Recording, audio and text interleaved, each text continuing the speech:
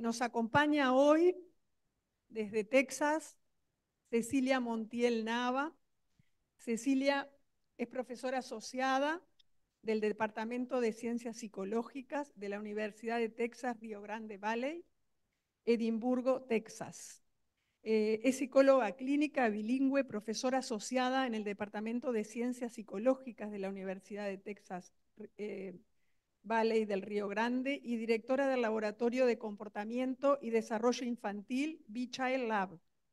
Los intereses fundamentales del trabajo actual de Cecilia están puestos en la investigación y se centran en la comprensión de las disparidades étnicas entre los niños con espectro autista y trastornos del neurodesarrollo, y en el desarrollo e implementación de intervenciones mediadas por padres, con el objetivo de reducir la brecha en el acceso a la atención para identificar y tratar los trastornos del neurodesarrollo en poblaciones desatendidas. Cecilia, además de toda esta trayectoria y mucho más, es una compañera de ruta, es integrante de la red latinoamericana de espectro autista, la red REAL, con la cual hemos hecho varios trabajos de investigación, y es una gran amiga. Viene de Maracaibo, por eso nos estaba contando ahora el calor que estaban teniendo en Texas, y hace ya varios años que tuvo que ir a vivir a Estados Unidos. Así que Ceci, muchas gracias por tu disponibilidad y estamos ansiosos por escucharte. Muchísimas gracias. Realmente para mí es un honor, un privilegio. Muy agradecida de Uruguay, no solamente a título personal, que siempre que he ido me ha recibido tan bien, sino a título de compatriota venezolana, de todos los venezolanos que han recibido y han atendido y acogido en estos momentos que son tan críticos para el país. Entonces, muy agradecida. Hoy voy a tratar de hablar un poco y voy a hablar de los determinantes de la salud mental como parte de un marco de referencia de cómo puede el autismo ser percibido, manejado, identificado o vivido, dependiendo de las condiciones donde estemos involucrados, incluyendo el país donde vivimos. Entonces, vamos a saber que hay un solo mundo, pero a lo mejor no hay un solo autismo. Esta es nuestra agenda. Voy a conversarles acerca de las disparidades en el acceso a la salud. Voy a hablar un poco de identidades y autismo desde el marco de la interseccionalidad. Y voy a hablar del TEA y América Latina y el Caribe, y allí voy a hablar de lo que la doctora Garrido estaba hablando, de las colaboraciones que hemos hecho a través de la red espectro autista en Latinoamérica. Y eso vamos a hablar cuáles eran las prioridades para los cuidadores, las diferencias en el diagnóstico, en acceso a servicios, qué pasó durante el COVID-19, cuáles son las experiencias de los cuidadores en Uruguay y un poco acerca de las intervenciones basadas en la evidencia y qué se ha hecho un poco en Latinoamérica para concluir con un mensaje para la casa. Espero que la conferencia no los lleve a la siesta, porque después de almorzar es muy probable que uno quiera dormir una siestecita. Entonces voy a tratar de mantenerlo lo más que pueda entretenidos. Este es un mapa del 2019 de la prevalencia en las diferentes partes del mundo. Entre más rojo, probablemente tenemos más información. Y siempre hay dudas que si en algunos países hay más autistas o si ahora estamos teniendo una epidemia de autismo porque tenemos cifras mayores de autismo. Uno en cada 36 niños aquí en Estados Unidos es diagnosticado con autismo. Las personas que saben de esto más que yo en términos de epidemiología, el doctor Fombón, que también ha estado muchas veces en Uruguay, hablan de que no es que haya más autismo ahorita, sino que se está haciendo un mejor trabajo en la identificación y diagnóstico temprano y por eso hay números más abultados. Entonces, estas investigaciones epidemiológicas lo que nos dicen es que no hay diferencia ni a lo mejor en las cifras ni en la expresión clínica que hay acerca del autismo. El autismo se ve igual, es decir, los síntomas clínicos, toda la parte que tiene que ver con la presentación clínica, la semiología del autismo es similar en los diferentes países. Sin embargo, lo que no es similar es el tipo de atención o cómo cada familia en diferentes sitios vive el autismo. Y ahí se refieren lo que son las disparidades de salud. Y las disparidades de salud no son exclusivas para el autismo, las disparidades de salud son generalizadas a muchos eh, síndromes clínicos de salud física o salud mental. En el caso del autismo, las disparidades de salud van a impactar la tasa de identificación, qué tan frecuentemente nosotros diagnosticamos el autismo, dependiendo de quiénes son los profesionales que hacen el diagnóstico, si son profesionales de atención primaria o especialistas, y eso es una de las cosas que va también a demorar el tiempo, el momento en el que hacemos el diagnóstico. El acceso y uso de servicios, ¿okay? ¿Cuáles son las barreras que nosotros tenemos para acceder a servicios de salud? Y por último, el estigma relacionado. Es decir, si yo siento que esto es algo percibido de una forma negativa por la sociedad, probablemente yo como madre me voy a restringir o voy a reprimir el buscar ayuda. Entonces, estos son los factores que van a impactar el acceso a servicios de salud y de educación en familias que tienen un individuo autista. Entonces, nosotros vemos, Maureen Dorkin, que es una epidemióloga importante en el autismo, dijo en 2015 que existe un desequilibrio global en el desconocimiento y la investigación acerca de los trastornos del espectro autista y que este desequilibrio global de conocimiento e investigación es responsable de la falta de acceso a servicios de salud y educación. ¿Por qué? Porque la mayoría de las investigaciones de autismo están hechas en los países de alto nivel de ingreso, usualmente Estados Unidos, Canadá, Europa y Australia. Y usualmente lo que se hace es tratar como que de traducir y trasladar los resultados a los países de bajo ingreso o incluso en los países de alto ingreso a las comunidades de bajo recursos o desatendidas. Entonces, nosotros vamos a tener, como vemos aquí, como en esta licuadora, que hay más estudios en países de alto ingreso. El 86% de la investigación se hace donde vive el 18% de la población mundial. Entonces, en los estudios que se han hecho en los países de bajo ingresos, tal cual los que hacemos nosotros con la red espectro autista de Latinoamérica, tienen muestras de conveniencia porque no existe la infraestructura ni los protocolos que permitan hacer otro tipo de investigación. Y eso entonces, por supuesto, va a incidir en las desigualdades en atención sanitaria y educación. Por darles un ejemplo, las personas que van a tener acceso temprano son aquellas personas que probablemente tienen recursos privados para poder buscar ayuda o van a tener acceso a cierto tipo de evaluaciones y de intervenciones que son pagas, ¿ok? O que van a estar restringidas a un grupo de personas. Y eso tiene que ver mucho con este desequilibrio global, ¿ok? Entonces, en este caso no es lo mismo vivir en un país de alto ingreso o vivir en un país de bajo ingreso, pero tener acceso a servicios privados que vivir en una zona de bajos recursos. Entonces, lo que sabemos hoy en día es que la investigación no incluye esa imagen global del autismo y la variabilidad que viene determinada, valga la redundancia, por los determinantes sociales de la salud. Y eso me lleva entonces a lo que la OMS, en este caso el slide es de la PAHO, que es la parte en Latinoamérica, nos habla de cuáles son los determinantes sociales de la salud y en este caso de la salud mental. Y eso es lo que va a incidir directamente en cómo nosotros vamos a tener o vamos a ver las desigualdades de acceso.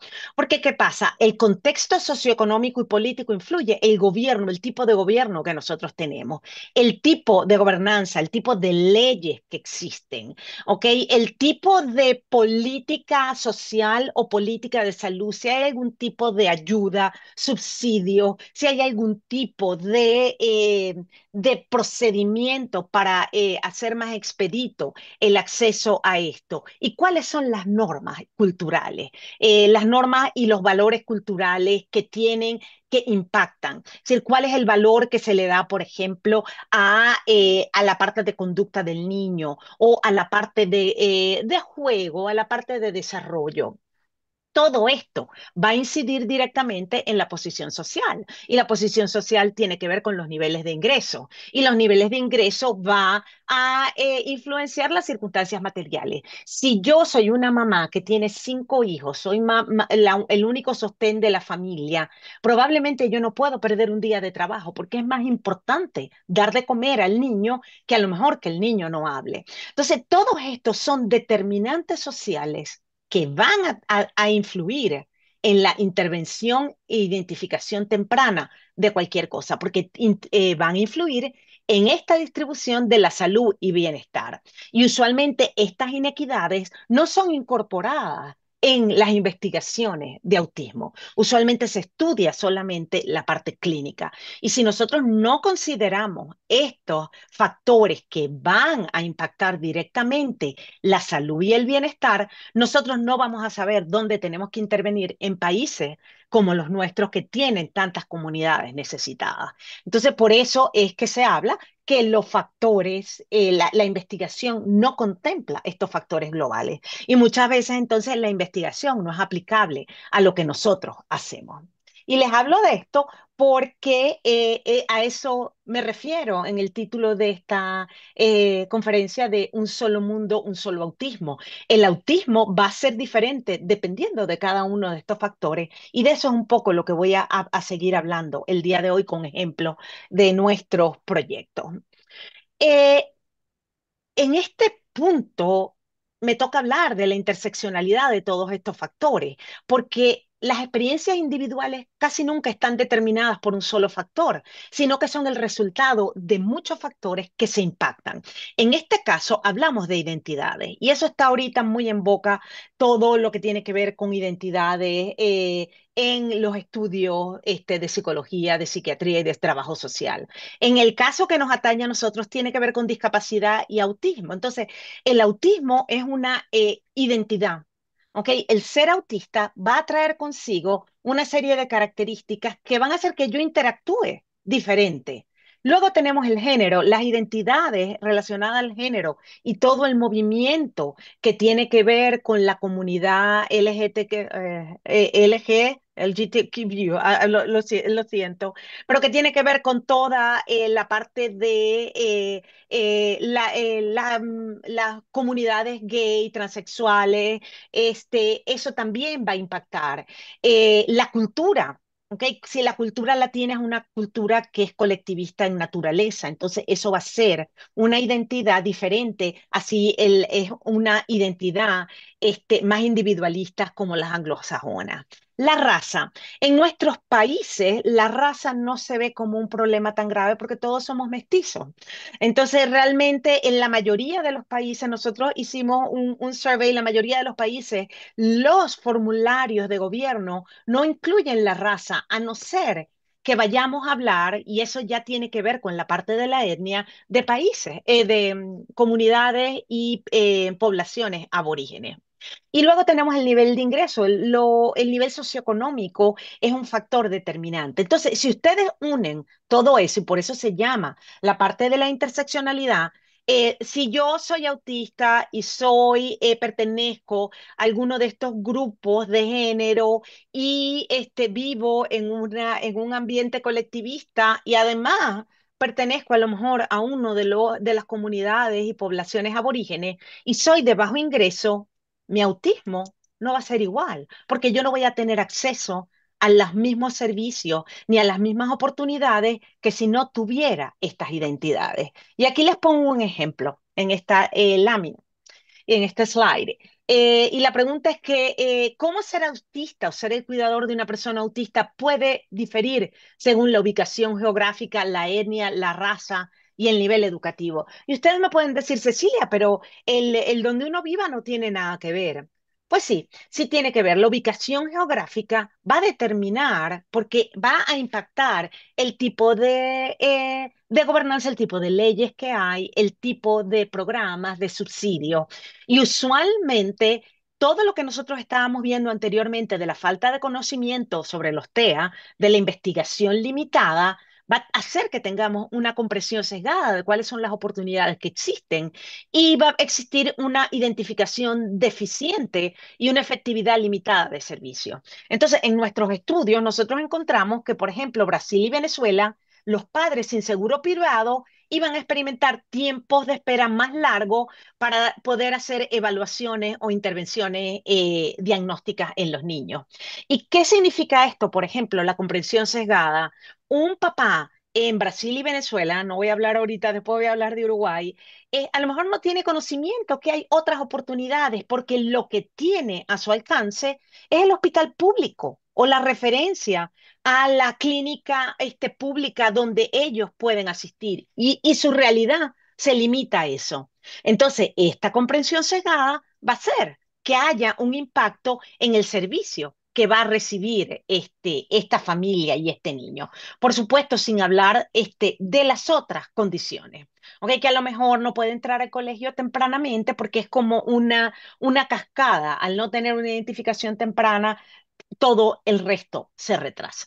Y esto me lleva a hablar un poco del TEA en América Latina y el Caribe, que es una realidad muy particular, porque es muy limitado el conocimiento que hay acerca de los trastornos del espectro autista en Latinoamérica.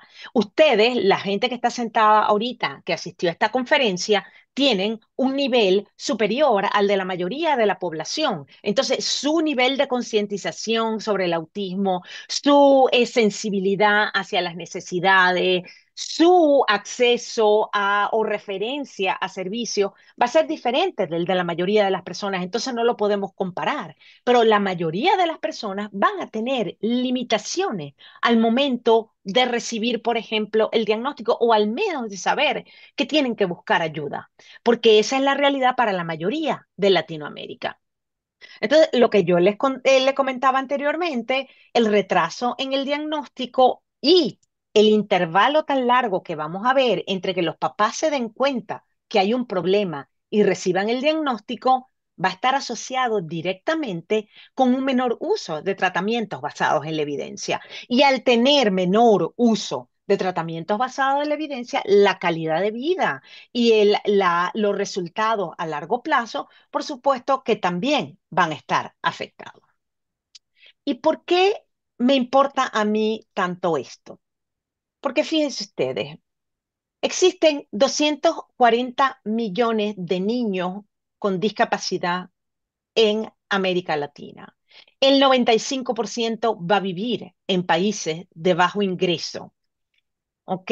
Y el 43% de todos los menores de 5 años viven en los países de bajo ingreso. Entonces, solamente esto, los niños menores de 5 años van a tener un mayor riesgo de yo no sé si en Uruguay dicen achaparramiento, pero es el no crecer. Es decir, una demora en crecimiento óseo. Van a vivir en pobreza, van a vivir en desventaja social y, por supuesto, van a tener falta de acceso a los servicios.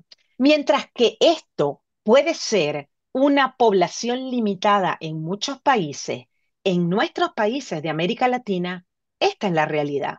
Si ustedes trabajan en hospitales de referencia terciaria, si ustedes trabajan en hospitales públicos, si ustedes trabajan en escuelas públicas, ustedes tienen contacto directo con esto todos los días, porque esto es nuestra realidad. Y eso es lo que nos ha llevado a nosotros a buscar hacer colaboraciones.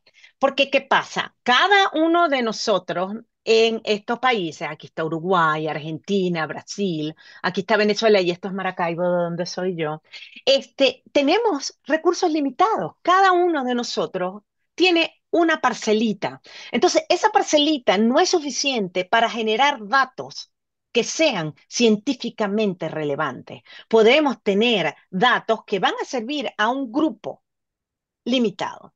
Entonces, nosotros buscamos hacer colaboraciones para tener acceso a muestras más grandes y además tener representación de diversas realidades que nos permitan a nosotros comparar y además entonces generar algún tipo de recomendaciones que puedan tener un impacto directo en la vida de estas personas. Y así es como apareció la red espectro autista en Latinoamérica. Estos son, y pido disculpas porque la mayoría de los artículos han sido publicados en inglés, estos son los resultados de muchos, todavía faltan, de las colaboraciones que nosotros hemos hecho. Y fíjense ustedes, la red espectro autista empezó de esta manera, con un representante en República Dominicana, otro en Venezuela, ay, perdón, otro en Brasil, otro en Chile, la doctora Garrido en Uruguay y otras personas en Argentina. Y hemos ido creciendo, como se los voy a mostrar. Y simplemente tengo que decir que fue el interés en hacer investigación y poder responder a las necesidades de las personas autistas en estos países, para poder dar una respuesta. Y esto, toda la investigación que yo les voy a presentar, ha sido sin financiamiento, solamente con la buena voluntad y determinación de cada uno de los investigadores principales en cada uno de los países. El primer estudio que hicimos, nosotros recopilamos 2.520 encuestas de cuidadores de niños autistas, 295 de adultos, cuidadores de adultos. Tuvimos, como les dije, gente representante de estos países. Lo primero que hicimos fue la traducción y adaptación del inglés al español y al portugués de una encuesta de necesidades de cuidadores que ya había sido implementada aquí en Estados Unidos y en algunos países del este de Europa. La encuesta fue totalmente anónima, no tuvimos ninguna información principal, personal. Una de las primeras cosas que encontramos fueron cuáles eran los desafíos y las prioridades que los cuidadores de las personas con autismo enfrentaban. Y esta es una de las publicaciones lideradas por la doctora Paula, donde los papás decían que para ellos era importante asegurarse que el niño recibía una educación adecuada, asegurarse que los derechos básicos del niño estaban protegidos, mejorar los servicios de salud, mejorar los servicios de educación y una mayor sensibilización y concienciación por parte de la comunidad. Esto nos hace ver que realmente nosotros como profesionales y como países no estamos respondiendo a las necesidades de esta población. Luego, continuamos haciendo otros análisis que, como les comenté, es una de las preocupaciones mayores porque esto abre la puerta para el resto de los servicios, porque muchas instituciones, muchos servicios no están disponibles a no ser que el niño tenga un diagnóstico formal.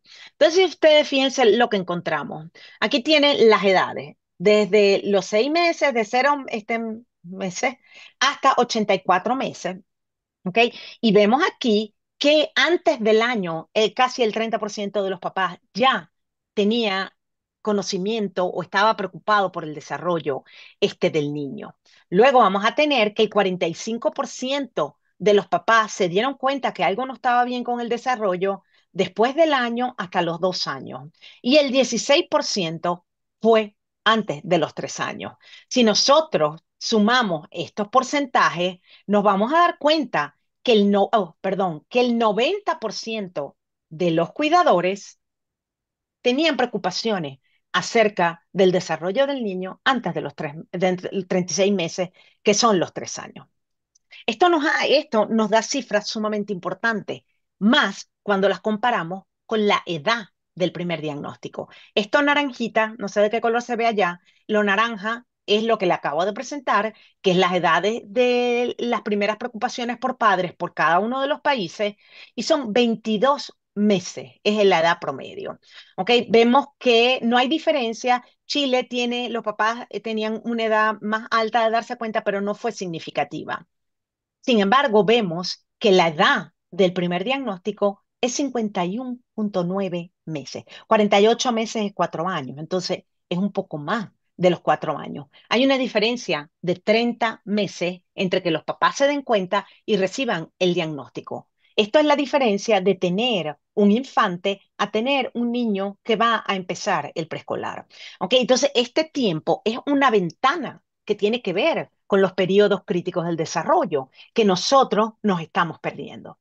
Entonces, esto nos habla acerca de la responsabilidad de concientizar médicos de atención primaria, educadores de intervención temprana, pediatras, neuropediatras, para hacer mayor, como poner la lupa al desarrollo de los niños y oír cuando los papás se quejan o dicen algo acerca de la realidad del niño. Nosotros vimos cuáles eran los factores predictivos. Está en inglés, perdonen, porque es de la publicación. Nosotros vamos a ver que, por supuesto, la edad del niño va a tener que ver aquí vamos a ver que entre mayores el niño, vamos a tener una edad de diagnóstico más temprana, obviamente. El país de residencia, en Chile, la edad de diagnóstico iba a ser mayor que, por ejemplo, en Argentina. El tipo de, si tenían seguro privado, iban a tener menor edad de diagnóstico que si tenían seguro público. El tipo de diagnóstico, los niños que tiene que ver con esto, con la severidad y con el lenguaje, los niños que tenían diagnóstico de Asperger iban a ser diagnosticados más tardíamente. Los niños con menor severidad iban a ser diagnosticados tardíamente también. Los niños que tenían muy buen lenguaje iban a ser diagnosticados tardíamente. Si en este caso, el tener peor nivel de, yo no sé, se me está moviendo solo, ¿ok? ¿Será que yo estoy moviendo el mouse mientras hablo? Em, Mientras peor funcionamiento tenía el niño, peor lenguaje, más fácil era el diagnóstico. El tener mejor funcionamiento intelectual y mejor lenguaje retrasaba la edad de diagnóstico, eran más difíciles de tomar. E igualmente, si había comorbilidades médicas, el diagnóstico era más temprano. Es decir, si el niño tenía, por ejemplo, convulsiones o algún síndrome genético, iba a ser que fuera diagnosticado más tempranamente. Luego chequeamos cuál era el uso de servicios dependiendo de las edades. Y en términos generales, lo que es más triste de todos estos resultados es esto que está en rosado. En todas las edades, el 18,7% de los niños iba a haber recibido en ningún momento servicio. Es decir, que el 82% de la muestra no recibió servicio en algún momento, si ustedes ven aquí. Entonces, vamos a tener niños que no recibieron eh, servicio al momento de la encuesta. Entonces, imagínense, el 20% de cada grupo de edad no recibiendo servicio. ¿Ok? Si adolescentes, 20%, el adolescente es autista y nunca recibió tratamiento. En los niños de edad escolar, lo mismo, 19,2, y en los preescolares, 18,3. Es decir, que tenemos una población en Latinoamérica de niños diagnosticados con autismo sin haber recibido tratamiento. Nuevamente, eso es un llamado a políticas públicas, a desarrollar procedimientos que garanticen el derecho al acceso. Pues bueno, pues el paisito, a mí me encanta cuando los uruguayos dicen el paisito. Traté de tomar información específica a Uruguay de los diferentes estudios. Y en este caso vimos que el 70,5% presentó barreras en el servicio en Uruguay, en algún tipo de barrera. La barrera era a lo mejor para el diagnóstico, para el tratamiento, a lo mejor para el colegio, algún tipo de barrera estuvo presente en el 70,5% de los uruguayos que participaron en esta encuesta. De los que participaron, la mayoría recibieron servicios de psicomotricidad y eso fue mucho mayor que en el resto de los países de América Latina. Y se supone que estos son los servicios que tienen más probabilidades de ser cubiertos por el sistema de salud, no que tengan evidencia de que funciona o que sean específicos para el autismo, sino que tienen la mayor probabilidad de ser cubiertos. Y era lo que los hablaba, de la percepción sesgada. ¿Ok? A lo mejor los papás dicen, bueno, si esto es lo que me ofrecen, esto es lo que tengo que agarrar, esto debe ser lo bueno. Porque la falta de información y el no tener políticas públicas bien desarrolladas nos lleva a eso. Otro de los resultados también fue que en Uruguay pareciera que hubiera una dependencia excesiva del uso de cuidados intensivos y de hospitalización para personas con problemas de salud mental. Entonces, a lo mejor es la expectativa que haya como en el hospital día o en hospitales psiquiátricos, se reciba. Entonces, eso es parte de un resumen hasta aquí. Nosotros hicimos análisis separado de los adultos y en los adultos fue incluso un poco más complicado porque fíjense ustedes, aquí tenemos 58% nunca recibió servicio, el 16,9% solamente un servicio a lo largo de la vida y dos servicios 9,2%. ¿Qué son los servicios? Por ejemplo, terapia ocupacional, terapia de lenguaje, medicación, terapia conductual, psicomotricidad, cualquiera. Esto era cuántos habían recibido. Entonces, fíjense ustedes, ¿cuál es la realidad para los adultos? Y adicionalmente, el servicio mayor recibido que estaba aquí arriba era la medicación. Al momento de hacer la encuesta, la mayoría, la mitad de los adultos estaban recibiendo algún tipo de medicación. Entonces, si nos preocupamos por el acceso a servicios a niños, fíjense ustedes que los adultos están en una situación muchísimo más precaria que lo que están los niños, porque van creciendo y a medida que van creciendo se van quedando sin ningún tipo de servicio. Entonces, en términos generales, esta investigación nos cuenta acerca de barreras como que en muchos de los países se necesita un certificado de discapacidad antes de ser referido. Entonces, el diagnóstico es como la piedra de tranca. No tenemos suficientes profesionales especializados en nuestros países. Es decir, el número de neuropediatras y de psiquiatras infantiles en cada país es vergonzoso para la cantidad de personas que hay. Y como les comenté, los servicios disminuyen con la edad. Entonces, es importante que yo les diga que esto es una subestimación de la edad de diagnóstico porque las personas que completaron esta encuesta eran personas que tenían acceso a Internet. Nosotros hicimos un análisis de cuál era la penetrancia de Internet en cada una de los países y hay un porcentaje importante de personas que no tienen Internet y viven en la zona más necesitada. Entonces nosotros tenemos una muestra cegada de personas que tienen mayor cantidad de acceso. Entonces imagínense, si estas personas que tienen acceso a servicios reportan este tipo de barreras y escasez, ¿qué podamos esperar para las personas que viven en situaciones reales de desventaja?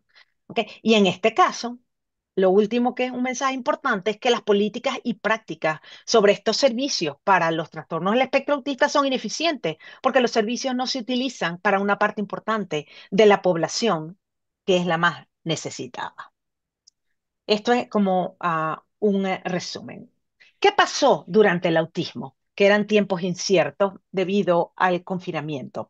Allí la red espectro autista se volvió a reunir y desarrolló un estudio donde en este momento recopilamos 1.828 encuestas de cuidadores de niños autistas, 295 de adultos, tuvimos proveedores de servicios para personas con autismo y aquí tuvimos México y Perú como países adicionales. Y realizamos una encuesta que la realizó el mismo equipo de trabajo y también fue anónima.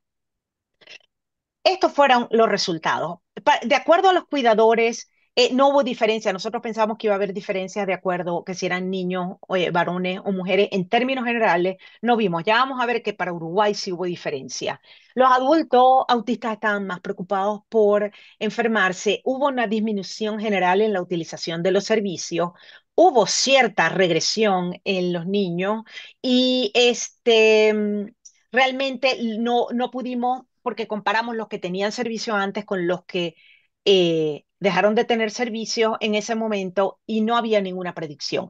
Eso fue para toda la muestra. Para Uruguay es diferente y se las voy a mostrar ahorita. Cuando hicimos un subanálisis de los adultos, hubo una disminución marcada de la utilización de servicios. La medicación fue lo más común porque ya era lo más común casi la mitad de los participantes respaldaron que hubo retrocesos significativos, que se sentían peor. Estos no eran cuidadores de adultos, eran los mismos adultos que respondieron.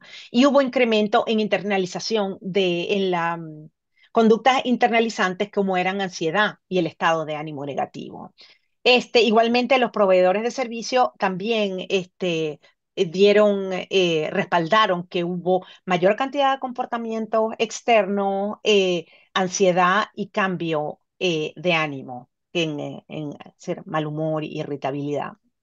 Aquí están los análisis. Este fue un artículo publicado por la doctora Garrido, solamente un análisis de cómo fue el COVID en Uruguay. Y fíjense, había 269 cuidadores, fue una de las muestras más grandes de todos los países. En este estudio, el 43%, casi la mitad, reportó problemas de convivencia, es decir, problemas en el manejo diario de la persona con autismo. Como les había comentado anteriormente, el 75% reportó retroceso, había más deambulación y agresión en varones. Pero probablemente el hallazgo más importante fue el hallazgo en la población adolescente, porque se comparó la edad, es decir, preescolar, escolar y adolescente. Y fíjense ustedes que para los adolescentes hubo cambios significativos en ansiedad, hubo más cambios en el estado de ánimo, en más de la amistad, y el 92% tuvo mayor retroceso que el resto de los países. El 24% reportó la suspensión de servicios porque se hizo cambio a servicio y hubo un mayor uso de pantallas en el 77%, pero no para uso o para fines educativos. Entonces, nosotros vemos aquí que para los adolescentes, realmente todo este proceso de interrupción de servicios, el COVID tuvo un mayor impacto en los adolescentes autistas. Y vuelvo otra vez a mi mamá diría mi rezongo, de que esto es un llamado a ofrecer o a pensar que esto es una población naturalmente vulnerable. Los adolescentes, la salud mental de los adolescentes es vulnerable comparada con otros grupos de edad. Y si a esto le añadimos el autismo y cambios en lo que son rutinas de trabajo, vamos a tener un resultado complicado. Entonces, es un llamado a empezar a repensar qué podemos hacer con la población adolescente en Uruguay en términos del autismo y el manejo de todos estos trastornos del humor y de cambios en el estado de ánimo. ¿Qué aprendimos con el COVID? Porque me dicen, bueno, ¿para qué nos presenta? Porque, ¿qué pasa? El COVID es único, pero realmente nosotros podemos utilizar los hallazgos durante esta época para preparar a las familias para otras situaciones similares. Y déjenme darle un ejemplo.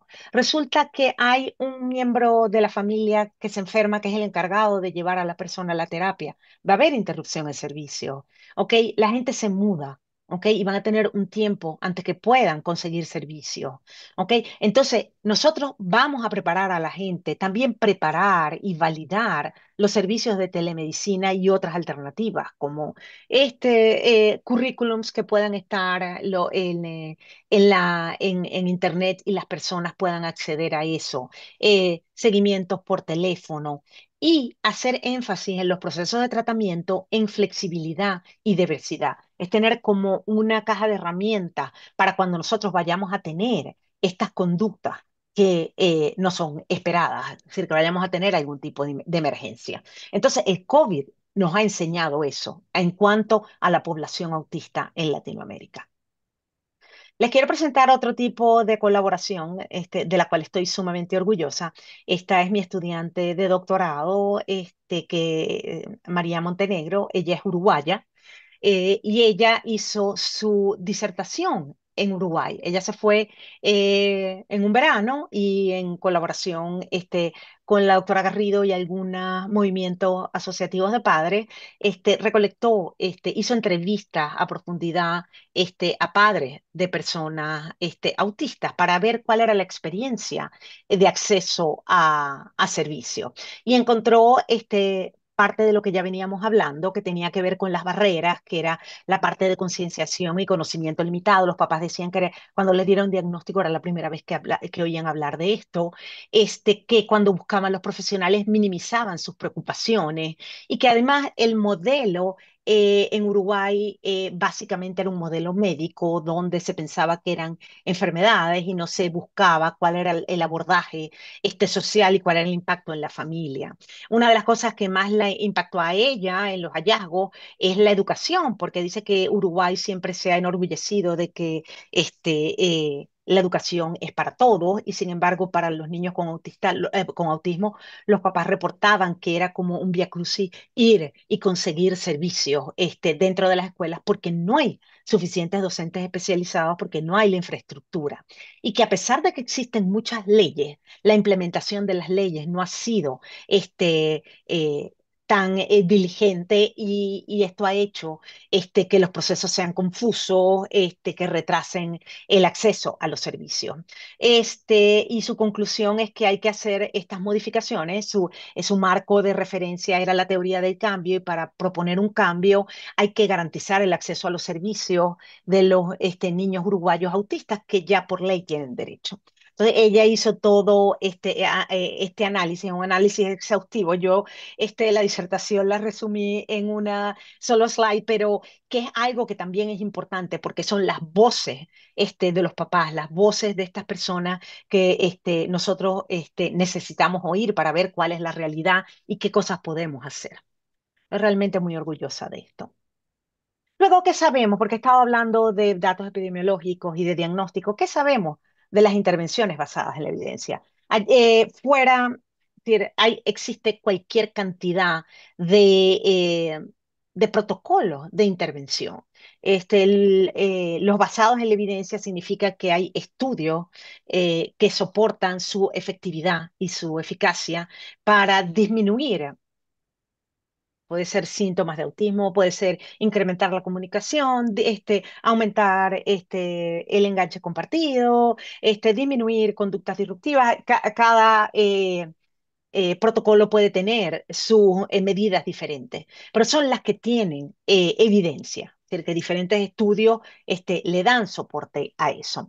Yo les voy a hablar un poquito de un protocolo que culturalmente adaptado y que ha estado en, eh, en desarrollo en Uruguay, que tenemos datos para hacer, que es el programa de la Organización Mundial de la Salud para el entrenamiento en habilidades de los cuidadores.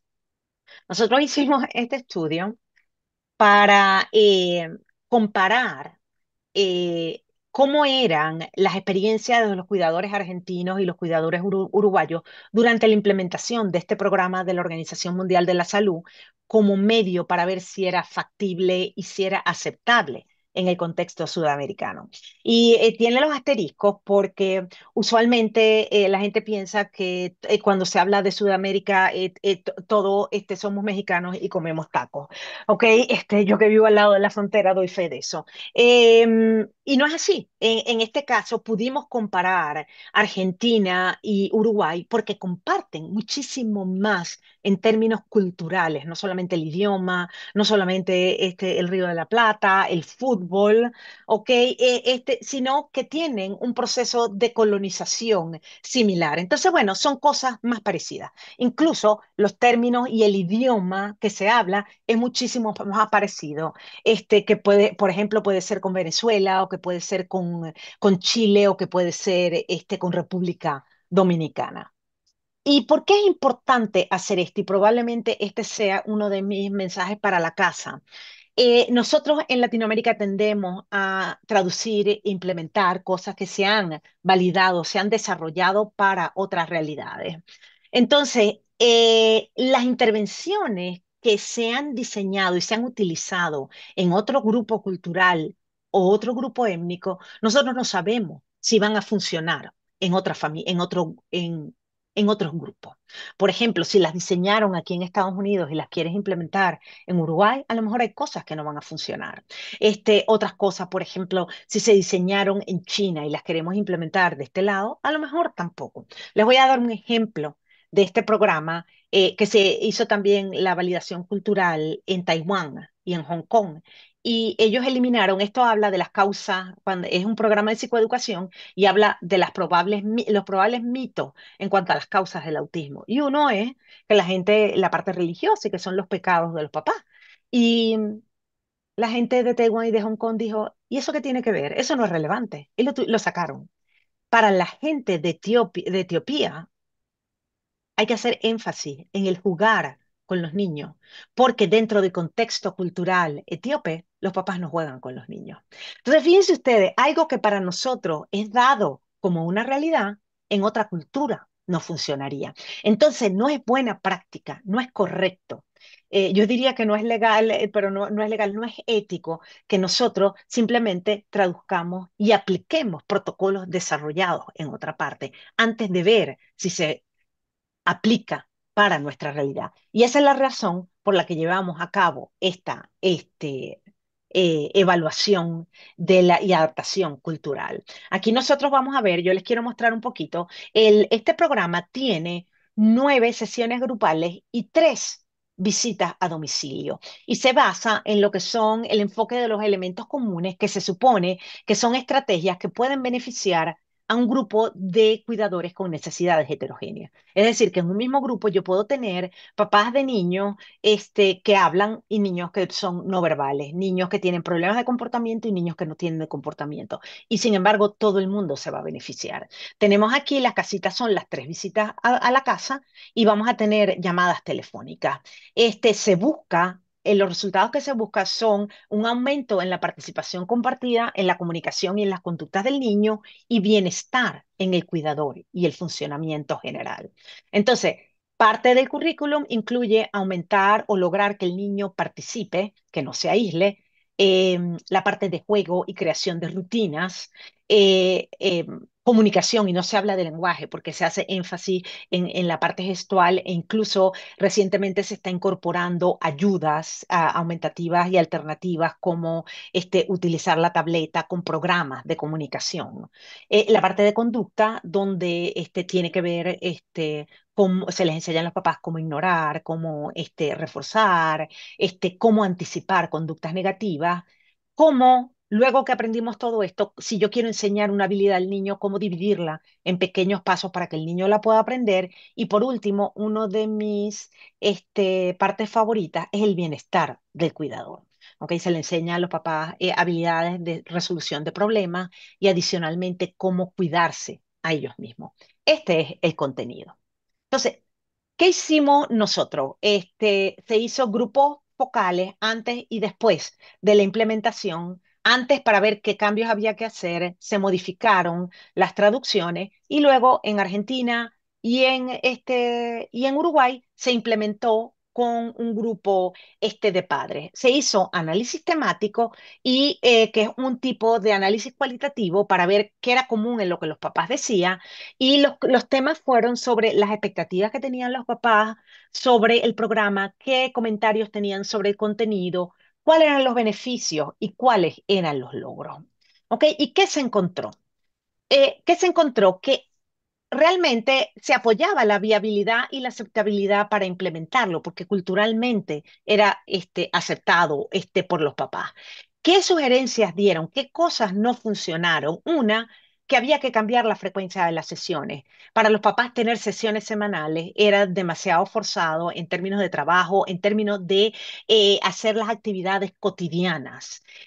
Sugirieron que luego de las 9 sesiones había que añadir como sesiones de seguimiento, como una vez al mes o cada 3 meses.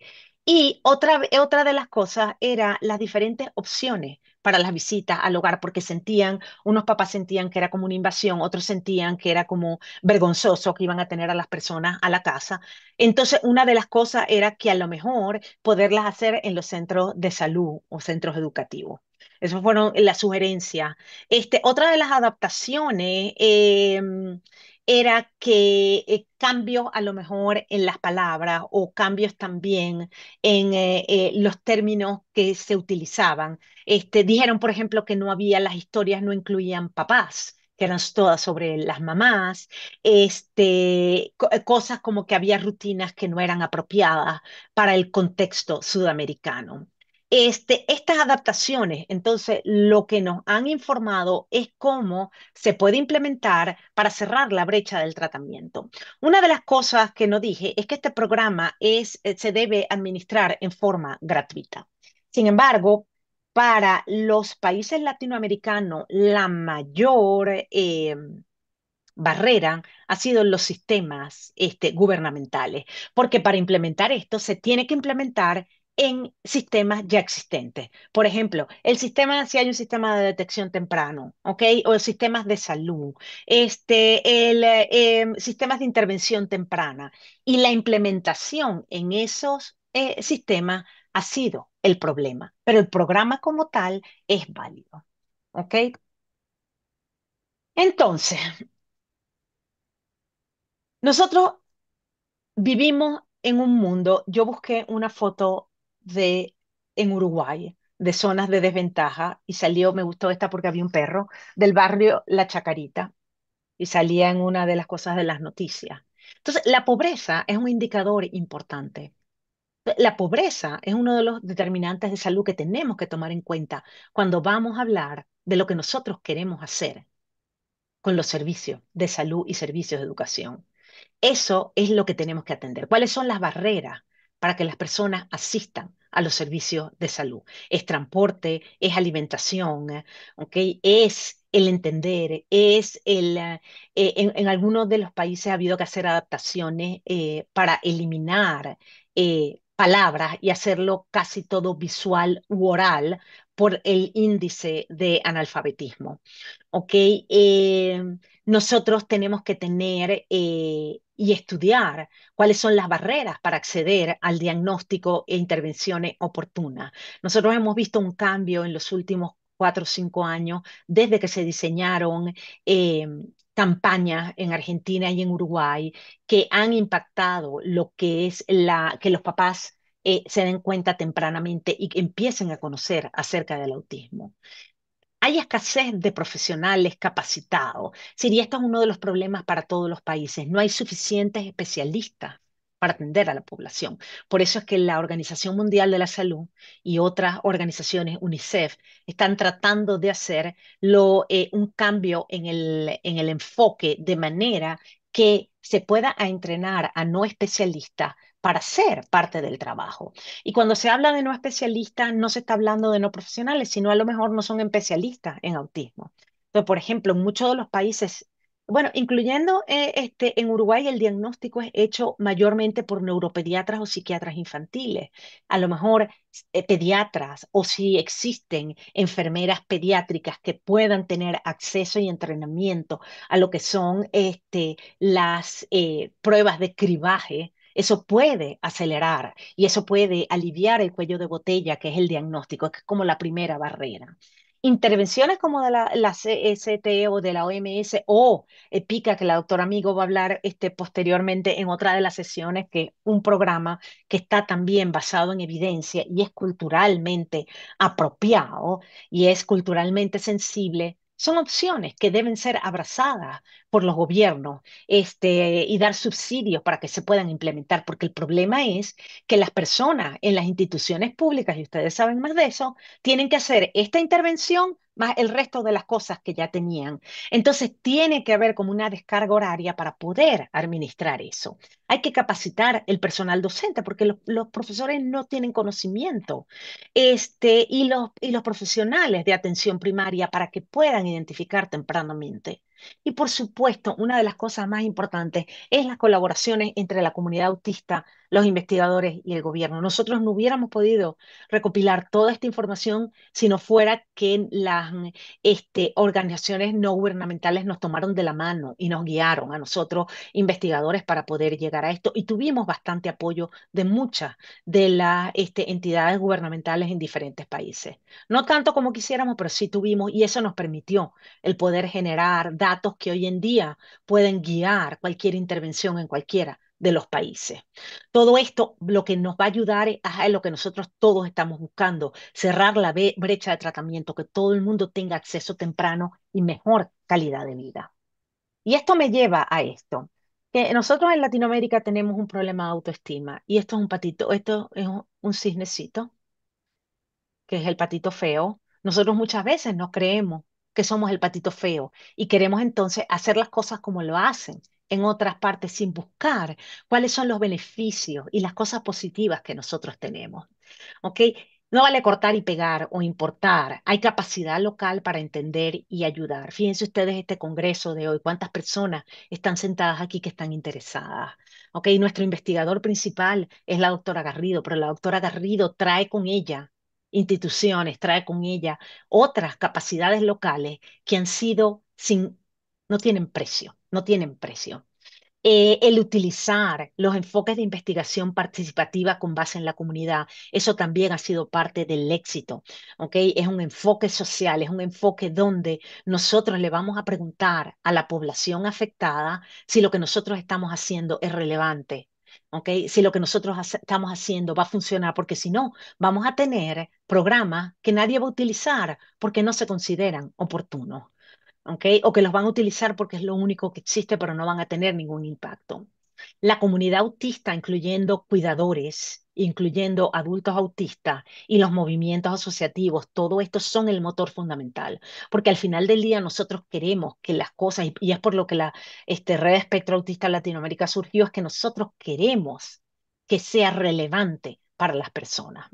Las escuelas están igualmente necesitadas, pero hay también un grupo de docentes con una mística y una ética de trabajo inigualable, que sin tener conocimiento trabajan con las uñas para lograr educación significativa y oportunidades para los niños con autismo.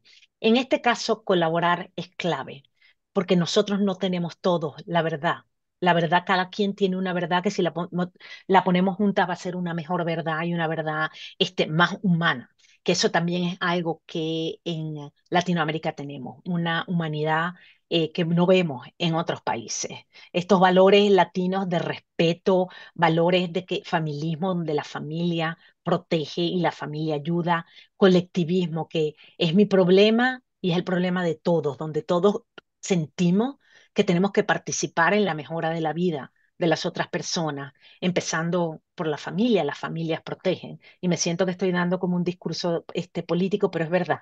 Esto es lo que nos hace diferente. Entonces yo creo que tenemos como que retomar y abrazar esto que nos hace latinos ricos, latinos sabrosos, latinos echados para adelante, que queremos trabajar, que queremos ayudar, que queremos que todo el mundo funcione y esté bien. Y eso es lo que hace que nosotros podamos ayudar a la comunidad autística y la comunidad autista también nos ayude a nosotros porque estamos todos en esto. Como dice el proverbio africano que dice que it takes a village, es necesario el pueblo completo para criar un hijo, aunque no basta con una sola persona. Entonces, somos todos los que vamos a ayudar. Y quería hablar de eso, porque no somos el patito feo, todo lo contrario, tenemos estas ventajas comparativas que nos van a ayudar a poder llegar a un mejor sistema de servicio. Entonces, bueno, para los que no se han dormido, este es el mensaje que quiero que se lleven a la casa, que una talla no nos sirve a todos. A pesar de que estamos todos en este planeta azul, no todos tenemos las mismas experiencias, ¿ok? Entonces, una talla no es igual para todos. Es importante seguir sensibilizando acerca del autismo, capacitación es importante al personal de salud y de educación, no solamente en qué es el autismo, sino qué pueden hacer con los recursos que existen. Y a eso va la aculturación y la adaptación. Ok, ya yo sé que es autista, o por lo menos yo sé que no es igual al resto. Entonces, ¿qué puedo hacer? En mi salón de clase, ¿qué puedo hacer? En mi consulta rural, ¿qué puedo hacer? Yo que no tengo un especialista a mano en 100 metros a la redonda, ¿cómo puedo yo ayudar a familia? ¿Qué servicios de telehealth? Si la familia no tiene internet, hay un centro comunitario donde esta familia pueda ir y recibir eso. Ese tipo de adaptaciones y de aculturación son las que necesitamos empezar a desarrollar. Y por supuesto, ampliar el acceso a servicios y desde temprano. y empezar a limitar, a quitar barreras. A lo mejor si el niño y los papás están preocupados porque hay una demora en el desarrollo, un problema de comportamiento, no esperar al diagnóstico. Porque sea autismo, sea un problema de lenguaje, sea un problema conductual, lo que ofrezcamos va a mejorar la calidad de vida, ¿ok? Y no le va a hacer daño. Esto es lo que nosotros debemos ver. Identificación temprana a la niñez, intervención temprana específica, en este caso la parte cultural, con opciones de tratamiento que nos lleve a optimizar el funcionamiento para los niños y la familia. Porque si nosotros le preguntamos a los papás qué quieren ellos de sus hijos, nos van a decir que sean felices, que puedan vivir por ellos solos y van a ser superhéroes todos para ellos. Entonces nosotros tenemos que armonizar nuestra perspectiva con esa perspectiva y tener algo relevante que ofrecer. Quiero terminar agradeciendo a la red, eh, al Real, por todo el apoyo que han brindado para poder presentar y levantar todos estos datos. Y estas son también mis heroínas, que son mis estudiantes de doctorado, que sin ellas tampoco pudiéramos hacer mucho. Muchísimas gracias y estoy abierta a preguntas si hay tiempo.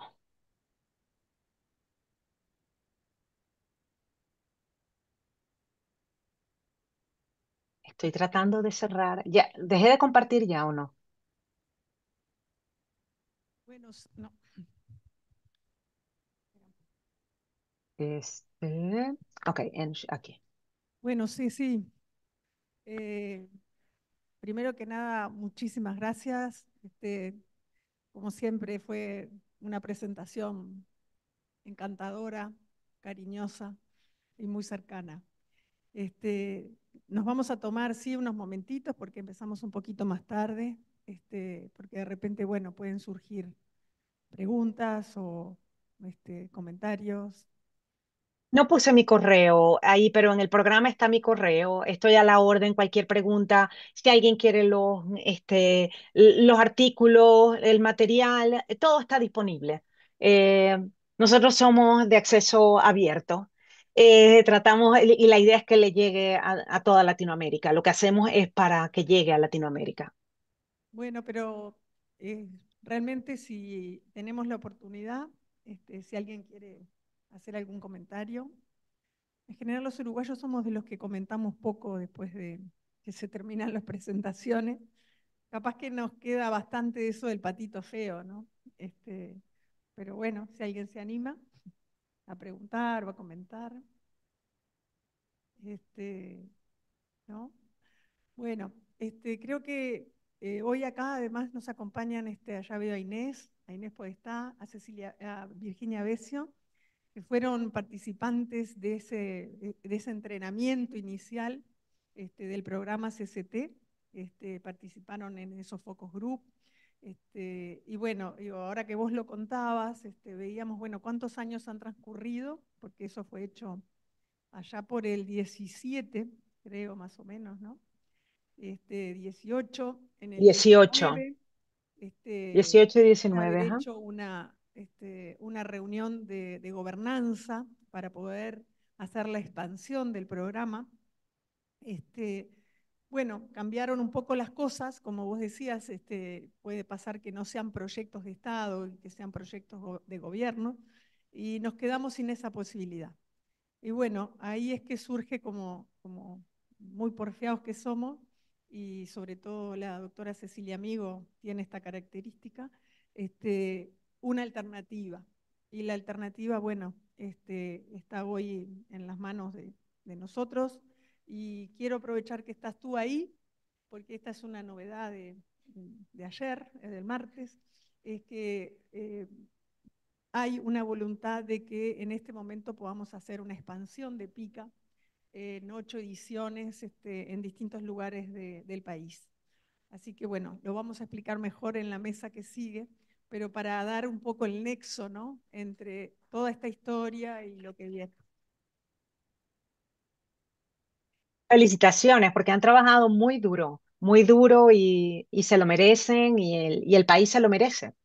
Tener algo de origen propio, ¿ok? De Bueno, trabajado por la gente. Entonces, felicidades. muchas gracias, Ceci. Ella fue la primera persona Chao. que vino acá a entrenarnos en A2. ¿sí? Hace muchos, muchos, muchos años. Un abrazo Sí, a ya todos. tengo el pelo negro, ¿viste? Gris, perdón, blanco así de la vejez. Hasta luego, un placer a todos.